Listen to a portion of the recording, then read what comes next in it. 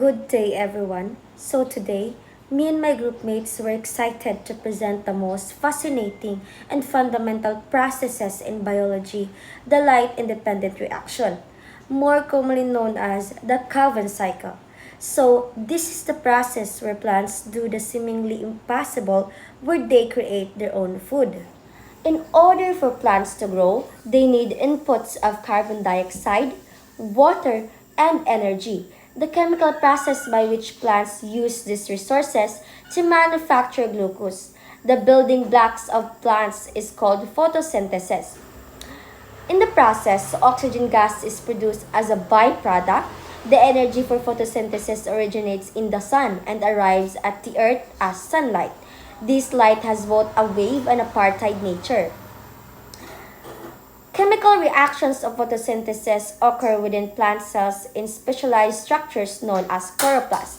Photosynthesis consists of two sets of reactions, the light-dependent reactions and the Calvin cycle or the light-independent reaction.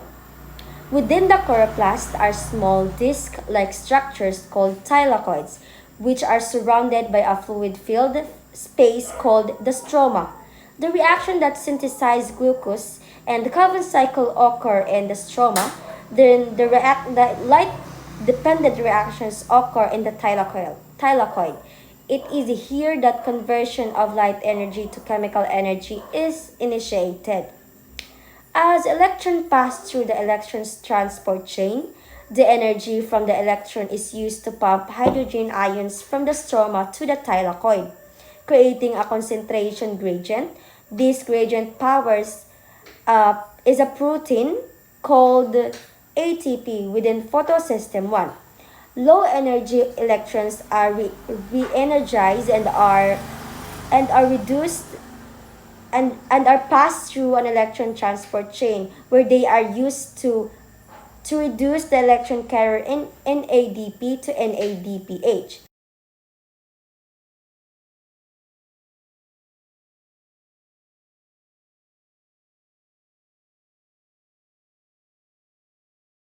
When the chloroplast is receiving a steady supply of photons, NADPH and ATP molecules are rapidly being provided to the metabolic pathway in the stroma. Therefore, the ATP and NADP formed during the light-dependent reactions are used in the stroma to fuel the Calvin cycle reaction. The Calvin cycle is the factory floor that receives this energy and uses it to assemble a new product. So while it doesn't need light directly, it completely depends on the product of the light reactions. Okay. Hi everyone. Hi Today I'll everyone. explain Today the I'll Calvin explain the Calvin cycle, cycle, especially the for process stage plants 1 use to turn carbon into a carbon dioxide fixation, stage into 2 sugar. reduction, It has and three main stages: stage 3 carbon regeneration fixation, of reduction, RUBP. and regeneration. These steps happens in the chloroplast during photosynthesis and are super important because they're how plants make food and energy for themselves and for us. So for stage 1, we have here carbon fixation.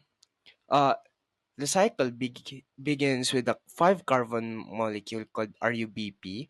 The enzyme of Rubisco helps to attach molecule of CO2 to RUBP. So this forms a very unstable 6 carbon molecules. And to uh, these 6 carbon molecules immediately splits into 2 molecules of a 3-PGA to 3-phosphoglycerate.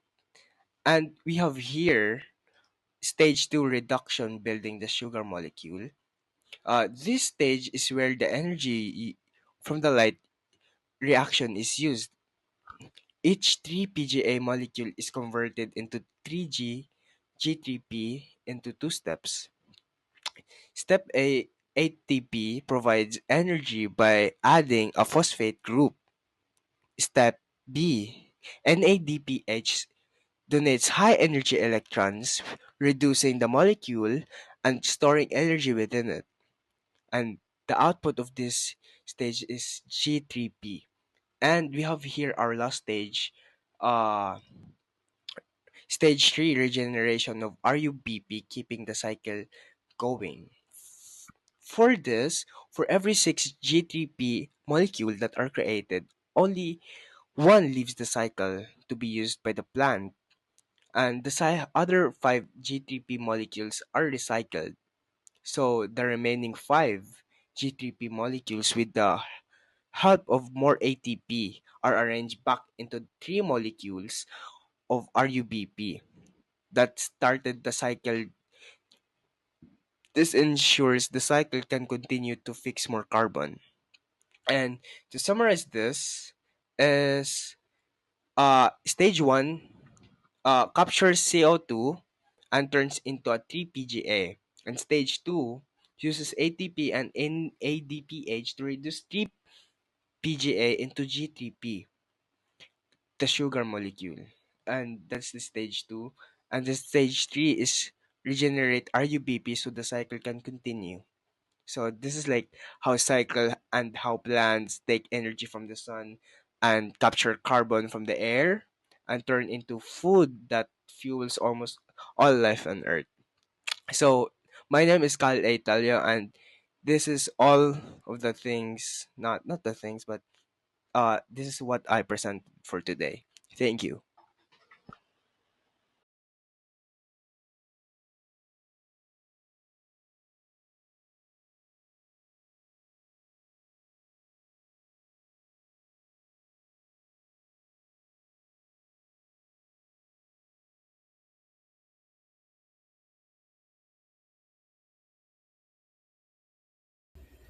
Hey guys, today we're talking about the glucose synthesis. This is the final product of production of glucose. Now, what is glucose? This is used as fuel for the plant's metabolism and can be stored as starch for later use. Now, a single G3P molecule that was not recycled is the net product. Pag maglaw kita G3P molecule, amo ini ang isa ka molecule na kinahanglanon para sa production ng glucose. Now, hain ini siya pagahimo, or where is it located? This is found in the stroma of the chloroplast. Now, the plant can combine two G3P molecules to form one molecule of glucose, which is designated as C6H12O6. Now, what even is glucose synthesis? This is the final step of photosynthesis. Like it said earlier, photosynthesis is the process in which carbon dioxide is turned into a food or something that can be used for plants' nutrients, and then it produces oxygen as a byproduct.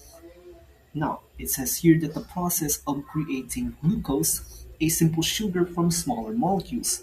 Now, this occurs in the stroma of the chloroplast, right where this Calvin cycle takes place. This is a crucial process because glucose is the primary energy source for the plant. Without glucose, the plant will just die. Now, what is the building blocks of this? This is designated as G3P. Glucose synthesis doesn't happen during the Calvin cycle itself. Instead, it uses the products of the cycle G3P or glyceraldehyde 3 phosphate. For once every 3 months of the Calvin cycle, a net of one G3P molecule is released. Now it takes two of them to create one molecule of glucose. So how does it work? What's the process? The synthesis process is simple. Two molecules of G3P leave the Calvin cycle, and then these two 3-carbon molecules combine in a series of steps. The combination of two Good day, everyone. We're going to talk about the synthesis process. The synthesis of 6-carbon glucose molecule from the Calvin cycles involves the combination of 3-carbon glyceraldehyde 3 phosphate G3P molecules these two G3P molecules which were produced during the reduction stage of cycle would undergo a series of reactions to form a single larger 6-carbon sugar molecule. This resulting 6-carbon sugar glucose a fundamental simple sugar used by plants energy. Here the step-by-step synthesis. G3P production, the Calvin cycles intentionally generates 2 molecules of G3P, a 3-carbon sugar from the fixed section of 6 O2 molecules. G3P combination. These two G3P molecules then leave the Calvin cycle. 6-carbon formation. The two 3-carbon G3P molecules combined through a series of enzymatic steps to form a single 6-carbon molecules. Glucose creation.